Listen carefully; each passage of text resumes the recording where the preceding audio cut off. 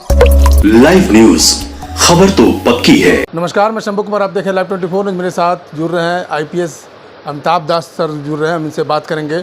कल BPSC tree 3.0 को लेकर के 1 कैंडिडेट 1 रिजल्ट को लेकर के धरना प्रदर्शन हो रहा था। उसमें पुलिस की जो कार्रवाई थी, पुलिस का जो रवैया था छात्र नेता दिलीप कुमार के साथ, जिस तरह से उनको पीटा गया और जिन्होंने जैसा कि उन्होंने बताया जेल से थाने से निकलने के बाद कि मेरे गुप्तांग को दबाया गया, अंडकोश को दबाया गया। तो हम सर से बात करेंगे क्योंकि प्रशासन विभाग में रह चुके हैं और ये ज़्यादा अनुभव शेयर करेंगे। पुलिस का जो अधिकार है, जो क्षेत्राधिकार है, वो कहाँ तक सीमित है और कहाँ तक पार कर जाती है अपने क्षेत्राधिकार से। सर, क्या लोकतंत्र में कोई अपने अधिकार के लिए कोई मांग करे शांतिपूर्ण से, तो पुलिस का ये रवैया सही है? बिल्कुल सही नहीं है, बिल्कुल गलत है। मैं तो ये कहूँगा, ये तो मुझे अंग्रेज़ों के ज़माने की पुलिस याद आ रही है, जब हिंदुस्तान गुलाम हुआ करता था, उस समय ऐसा है। देखिए, ये दर्शकों को मालूम होगा, ये तो पूरा मामला अभी बिहार में शिक्षकों की बहाली की प्रक्रिया चल रही है। शिक्षक बहाली का तीसरा चरण की अभी चल रहा है, TRE 3 जिसको कहते हैं। और पहले तो इसकी परीक्षा 15 मार्च को हुई थी, लेकिन फिर हज़ारीबाग से इसका पेपर लीक कर गया, रद्द करनी पड़ी। फिर दोबारा परीक्षा ली गई। उसमें कल यानी 12 अगस्त को जो BPSC का मुख्यालय है बेली रोड पटना पर, वहाँ इन अभ्यर्थियों का प्रदर्शन आयोजित किया गया था, जो छात्र नेता दिलीप है उनके नेतृत्व में।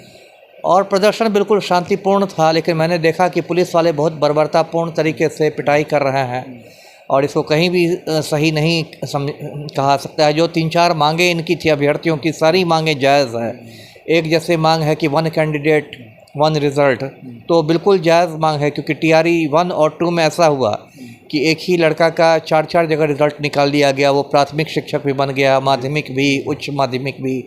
लेकिन भौतिक रूप से योगदान तो कोई व्यक्ति एक ही जगह पर कर सकता है, तो बाकी जो सीटें हैं वो बर्बाद हो जाती है, वहाँ दूसरों की हकमारी हो जाती है। तो बिल्कुल जायज़ मांग है।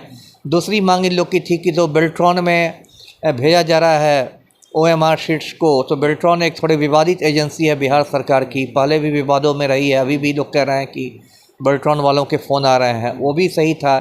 एक मांग इन लोग की थी पूरक आरोप, ये परीक्षा फल निकालने की, सप्लीमेंट्री रिज़ल्ट, वो भी जायज़ मांग है। पटना हाई कोर्ट ने कहा भी है, उसके पक्ष में फैसला दिया है। एक इन लोग की मांग थी कि रिजल्ट के पहले काउंसलिंग हो, वो भी बिल्कुल जायज़ मांग है, क्योंकि पिछली बार देखा गया कि योगदान के समय जब डॉक्यूमेंट वेरिफिकेशन होता है तो बहुत सारे दस्तावेज़ फर्जी पकड़ाते हैं। लेकिन जिस तरह से इन लोगों को कुचलने की कोशिश की गई वो बहुत गलत है। देखिए, कायदे से तो हम लोग के IPS की ट्रेनिंग में सिखाया गया था, कायदे से तो लाठीचार्ज के पहले आपको आंसू गैस चलाना है। जो प्रक्रिया है, जो SOP है, उसमें लाठीचार्ज के पहले आपको आंसू गैस चलाना है। लेकिन बिहार में तो मुझे लगता है अब आंसू गैस का कंसेप्ट ही ख़त्म हो गया। अब तो सीधे लाठी से कुटाई शुरू हो जाती है। आंसू गैस है भी या नहीं बिहार पुलिस के पास, मुझे नहीं मालूम। और जो कुछ हुआ है, और ये कितनी बड़ी विडम्बना है कि जो हमारे मुख्यमंत्री हैं पलटू राम जो हैं, वो खुद छात्र आंदोलन की उपज हैं, है ना। आज से 50 साल पहले जो बिहार में JP आंदोलन हुआ था, बहुत बड़ा छात्र आंदोलन हुआ था, वहीं से पलटू राम ने अपनी राजनीति की शुरुआत की थी। और आज 50 साल बाद छात्र आंदोलन का जो उपज हैं, वही इतने संवेदनहीन हो गए हैं कि इनकी जो पुलिस है वो खून की प्यासी हो गई है। तो जो हुआ है बहुत दुर्भाग्यपूर्ण हुआ है जी। चलिए सर, ये बताइए सर कि जिस तरह से पुलिस कार्रवाई करती है तो पुलिस से लोग डरते हैं, लेकिन पुलिस अगर इस तरह की कार्रवाई पर कोई जो धरना प्रदर्शन कर रहा है, अगर वो एक्शन लेना चाहे तो क्या हो सकता है पुलिस के ऊपर?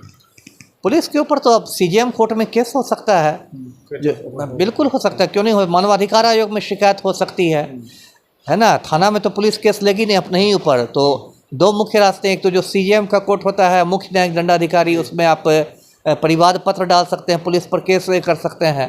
और दूसरा तो ये तरीका है कि मानवाधिकार आयोग में आप शिकायत कर सकते हैं। इसमें कार्रवाई हो सकती है, क्यों नहीं कार्रवाई होगी। इसमें तो बाकायदा आपको वीडियो क्लिपिंग्स हैं, बाकायदा आपके पास सबूत हैं, इसमें तो कड़ी कार्रवाई हो सकती है। आपको किसी को टॉर्चर करने का अधिकार नहीं मिला हुआ है जी।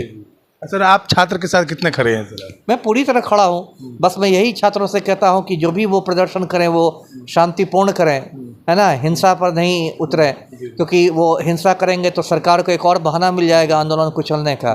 इसलिए मैं छात्रों के साथ पूरी तरह खड़ा हूँ और वो लोग शांतिपूर्ण आंदोलन करें जी। सर, एक रिक्वेस्ट है, मतलब कि अगर हम बात करते हैं, क्योंकि हम लोग छात्र की बातों को उठाते रहते हैं, अगर छात्र अगर अगला कदम आंदोलन करती है, अगली बार आंदोलन करते हैं, अगर छात्र आपसे अगर रिक्वेस्ट करते हैं तो उस आंदोलन में भाग लेने की कोशिश करेंगे? क्यों नहीं भाग लूँगा, अभी भी मैं भाग ले ही रहा हूँ। भाग लेने का ये मतलब नहीं होता कि आप हमेशा सड़क पर ही चला ही जाए। उसमें कई बार लगता है कि मतलब थोड़ा नेतागिरी वाली बात हो जाती है, लेकिन ऐसे में लगातार मेरा अपना भी यूट्यूब चैनल है, मैं उस पर ही बराबर वीडियो बनाता रहता हूँ। मोरल सपोर्ट आप करते हैं? जी 100% जी। जी, तो आपने सुना सर IPS से अमिताभ सर हैं जो छात्रों के साथ हैं हमेशा और मोरल सपोर्ट हमेशा करते रहते हैं, अपने चैनल के माध्यम से भी करते रहते हैं और कई खबरों के माध्यम से अपनी बातों को रखते रहते हैं।